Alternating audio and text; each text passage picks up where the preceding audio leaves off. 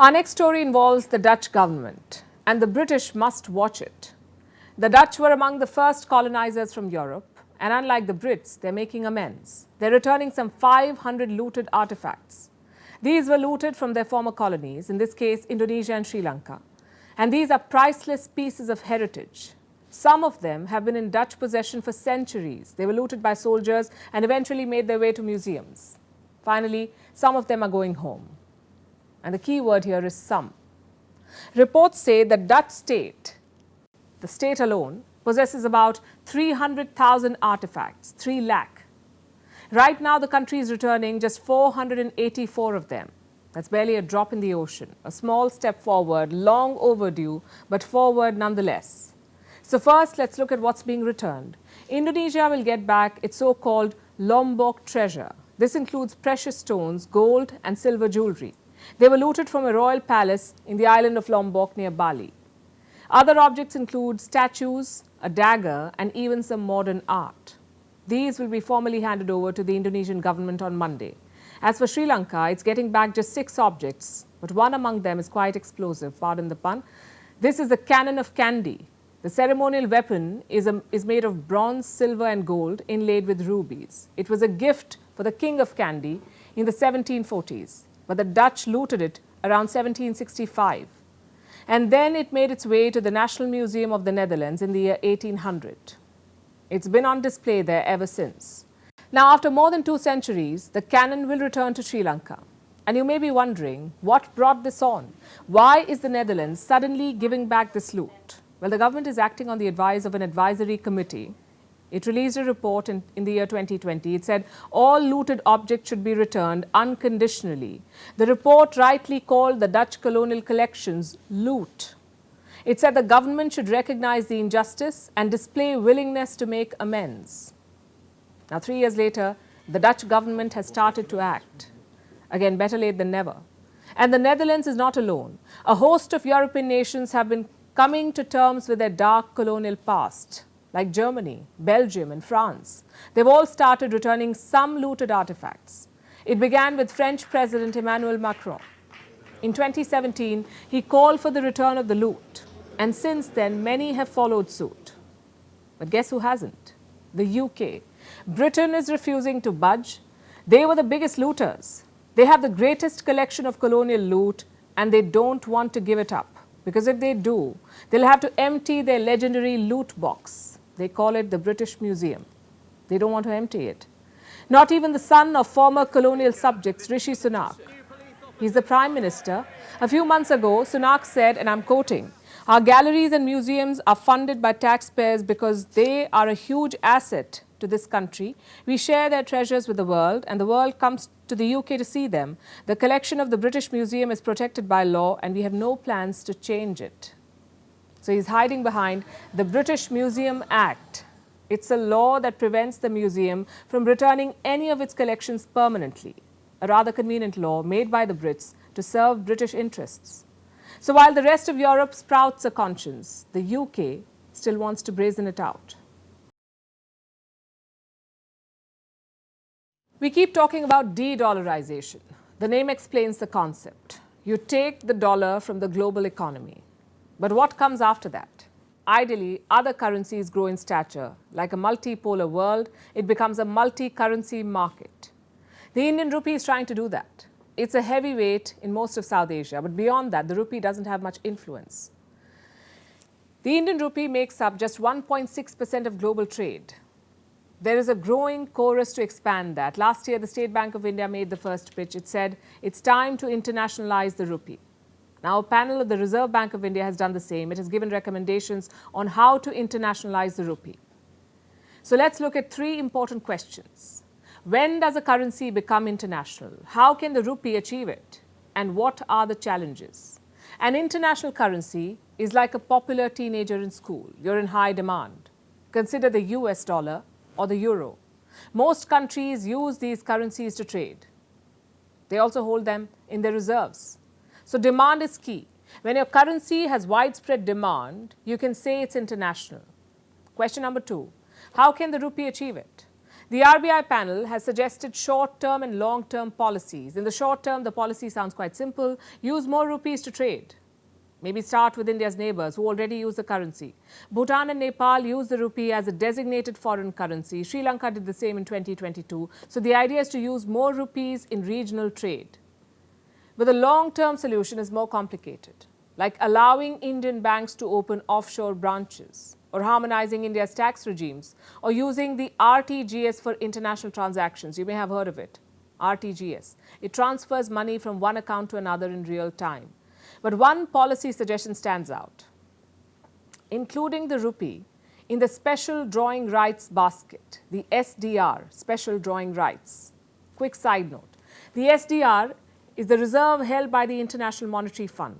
It's like backup money. The SDR is a basket of 5 currencies: the US dollar, the euro, the Chinese yuan, the Japanese yen, and the British pound. Now, the suggestion is to include the Indian rupee in this basket, the SDR basket. Many experts say this will be a long process. It's not something which can be done overnight, which brings us to the final question. What are the challenges? There are 2 major ones. One is India's small export footprint. Like I said, you have to be like that popular kid in school. Other countries must be demanding you. And why would they do that? If they wanted to buy your goods or services. Let me show you an example, a list. China makes up 12% of all global exports. The US makes up 10%, Germany 7%, the UK 3.6%. Now look at India, just 2.4% of global exports. If there is no demand for Indian goods, countries will not use the rupee. Simple as that. But there is some good news too. India's exports are on a good trajectory. They were worth $375 billion in the year 2010, $375 billion. This year, they're expected to reach $770 billion, so exports have doubled. Challenge number 2 is convertibility. What does that mean? When you travel abroad, you may convert some rupees into dollars. That's convertibility. But there are different levels to it. Some currencies are fully convertible. In that case, the government won't interfere in your business. You can convert large sums of money into another currency as much as you want. Typically, these are developed economies. Now, there is no official list of fully convertible currencies, but these 4 appear on all the lists. The dollar, the euro, the pound, the yen. They are all fully convertible. Others, like the Indian rupee and the Chinese yuan, are partially convertible, meaning there are exchange limits. You can't just convert massive sums as you wish. The government sets a limit on how much you can convert. And then there are currencies that are non-convertible, like the North Korean won. Now, if you notice, the fully convertible ones are international currencies. And why is that? Because they are easier to buy and sell. Why would anyone use a currency that is hard to exchange? There is talk of making the Indian rupee fully convertible, but it's a tricky decision. The central bank cannot control a fully convertible currency. It's up to the market then. Right now in India, the RBI intervenes to keep the rupee stable. If it becomes fully convertible, you cannot do that. Another problem is volatility. Easier to convert also means easier to move. Foreign investors could pull out capital in the blink of an eye. Such shocks could affect the Indian market. So economists are asking India to be patient, to first build the requisites for a fully convertible currency, like a bigger export base, a higher per capita income, a more equitable wealth distribution, and more financial market maturity. Simply put, this is a developed economy's game. India is learning the ropes right now. Rest assured, the rupee's time will come. Our next story is from Canada. What's happening there reminds me of an old proverb. You can wake up someone who is asleep, but you can't wake up someone who's pretending to sleep. Sums up their Prime Minister, Justin Trudeau. His country has a major extremism problem. And where is it coming from? The Khalistanis. Many of these Indian separatists have settled in Canada. After all, what's not to like? Lots of jobs, good enough pay, and the license to peddle extremism. India has repeatedly asked Trudeau to crack down on Khalistanis, to round up those wanted in India or to cut off their funding. But every time, he's refused to do so. This week was no different. Justin Trudeau was asked a very specific question about Khalistanis. The reporter pointed out 2 instances. One was this controversial float. It shows the assassination of Indira Gandhi. The second was this poster. It's for a Khalistan freedom rally on Saturday. It says, "Kill India." Now, the question to Trudeau was quite simple. India is saying you're dragging your feet on terrorism. What is your response? Listen to his answer. Canada has always taken extremely seriously violence and threats of violence. We've always taken serious action against terrorism, and we always will. We have an extremely diverse country, and freedom of expression is something that we have, but we will always make sure that we are pushing back against violence and extremism in all its forms. He's way off the mark. Trudeau thinks this is about freedom of expression. Let's put that to the test. In March, a mob of Khalistanis attacked Indian Canadians in Surrey. At least 3 people were injured. The same month, India's High Commission was attacked. Reports say 2 grenades were thrown at the building. Last month, this float appeared in Brampton. It glorifies the assassination of Indira Gandhi, and tomorrow there will be a Khalistan freedom rally. The posters describe Indian diplomats as killers. These are all incidents in the last 3 months. I could give you more examples of temples vandalized, of Indian Canadians assaulted and threatened. How do these incidents count as freedom of expression? They're hate speech at best, terrorism at worst. The Indian External Affairs Ministry has responded to Trudeau's statement. It says the issue is not freedom of expression. Listen to this. We have seen media reports about comments by Prime Minister Trudeau. The issue is not about freedom of expression, but its misuse for advocating violence, propagating separatism, and legitimizing terrorism. So why is Trudeau not cracking down? Because he needs the Khalistani vote.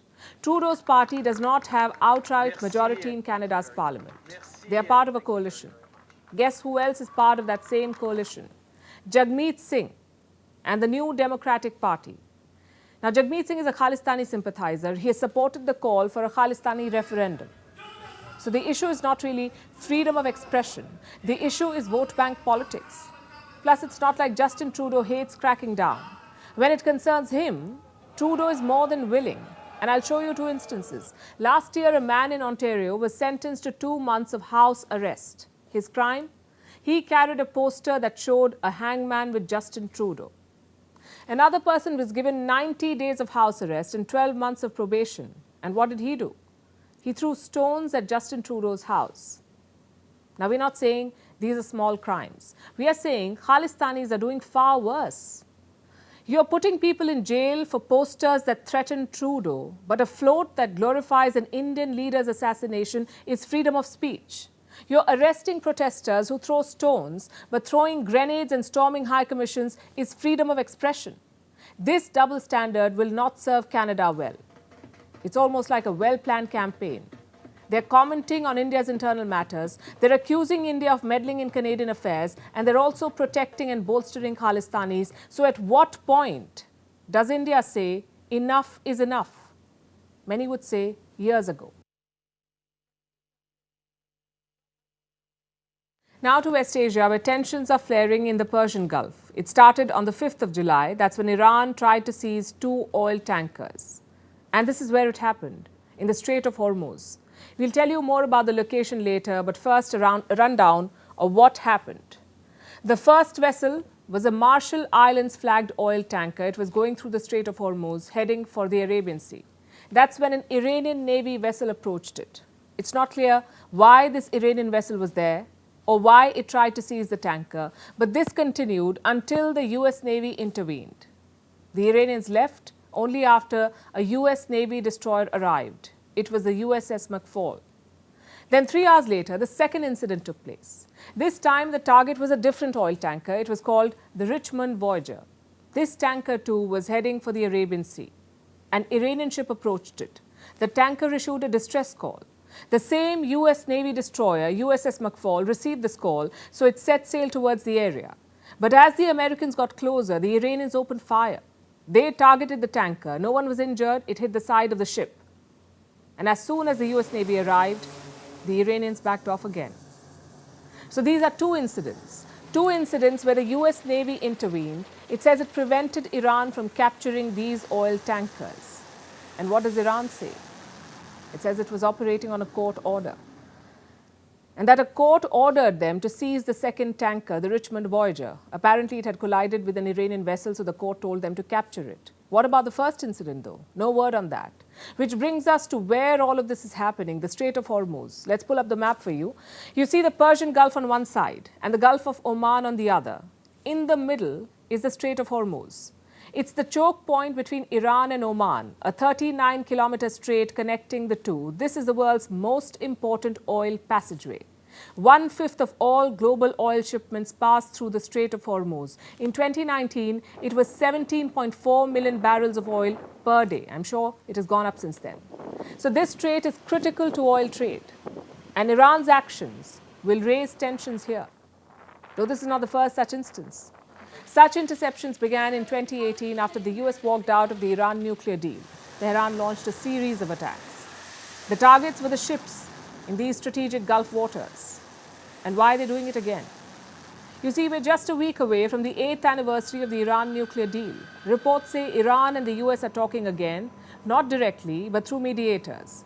There are indications of progress too. Even reports about an interim deal. Both sides officially deny this, but both sides need the deal. Both Iran and America have elections next year. Iran has parliamentary polls. And the easing of sanctions will give the regime a boost. The US has a presidential election, and Biden needs to fulfill his promises, including the one on the Iran deal. And they've been hinting at compromises. Recently, Iran's supreme leader, Ayatollah Khamenei, said there was nothing wrong with a deal with the West. Then the Americans took a step back.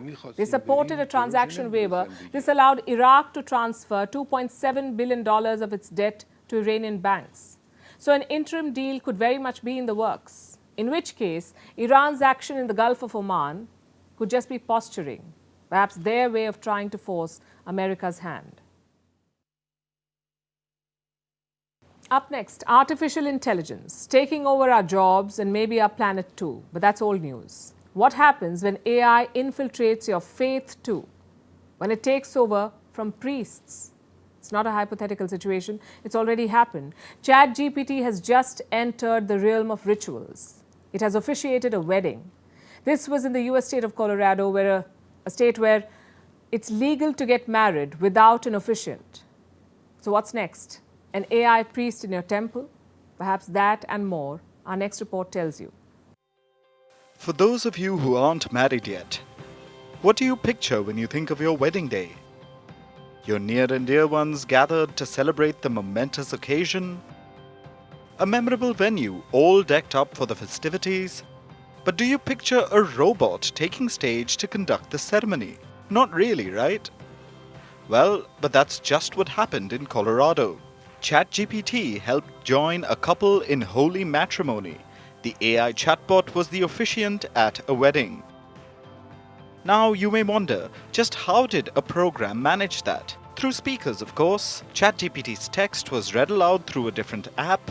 The speakers got the words across to all the guests. It started by announcing its intentions.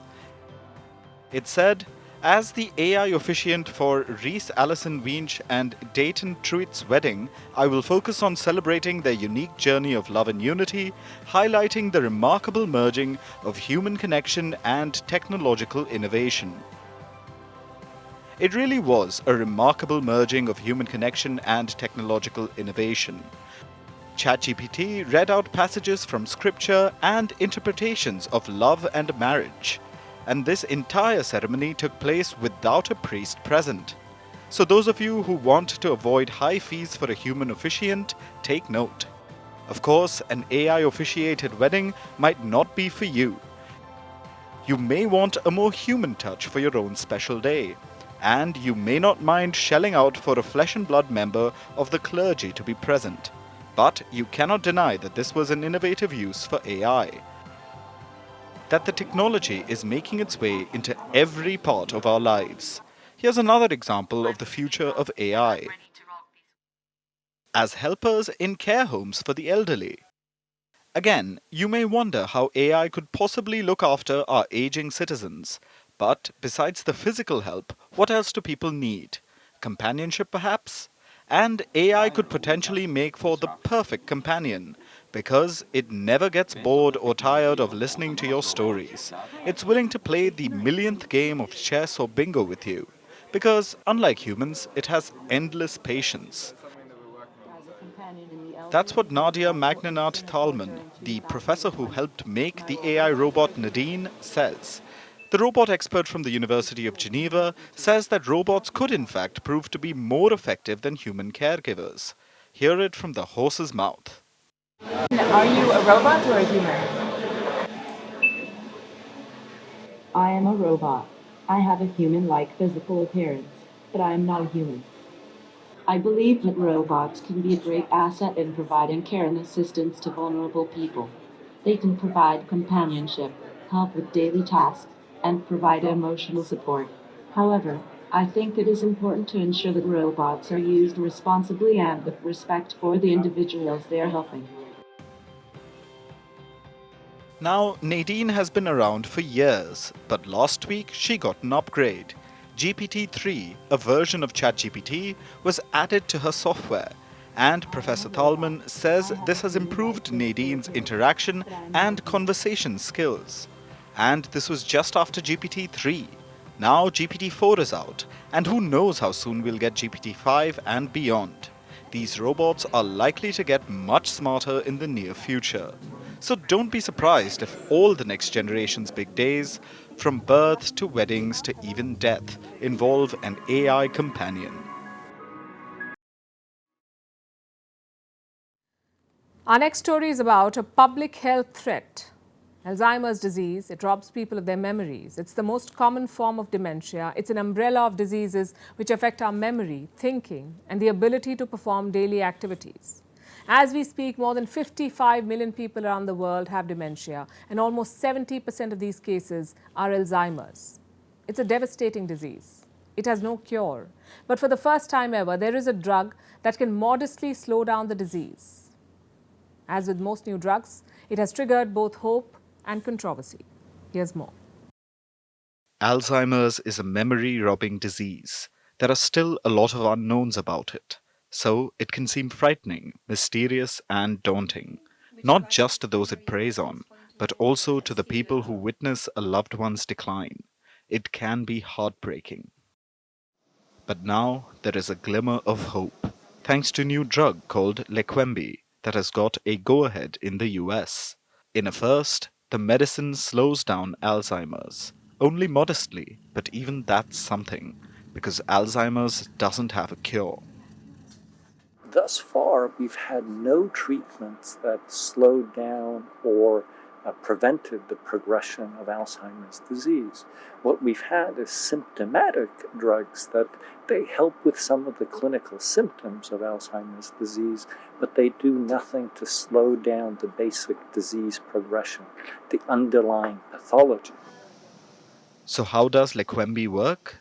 It doesn't cure the symptoms of Alzheimer's disease. It doesn't improve memory either.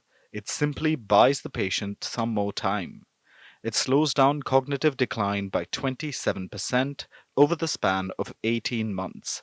And for many, this is a big step forward. Sometimes there's a word or something that I'm trying to recall, and I can't think of it, but now if I just give it a minute, it pops into my head. It's so good. I mean, it just feels so good. I don't think I was probably able to do that earlier. Alzheimer's disease is the most common form of dementia, which is an umbrella term for memory and cognitive diseases. Dementia currently affects over 55 million people worldwide. Out of this, 60 to 70% are cases of Alzheimer's. This is world data. In the US, 6 million people live with dementia, and in India, about 8 million, a jump from 3.84 million in 2019. And by 2050, this number will increase to 11 million, an increase of 197%. It's a distressing number, but only keeps up with the trend.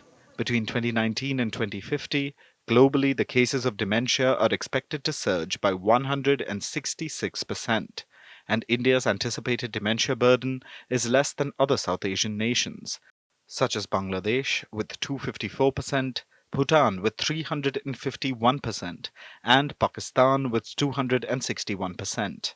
The highest jump in cases is expected in Qatar with 1,926%. So Alzheimer's is a global problem. But for now, there is only one drug, which is definitely cause for hope, but it isn't without controversy.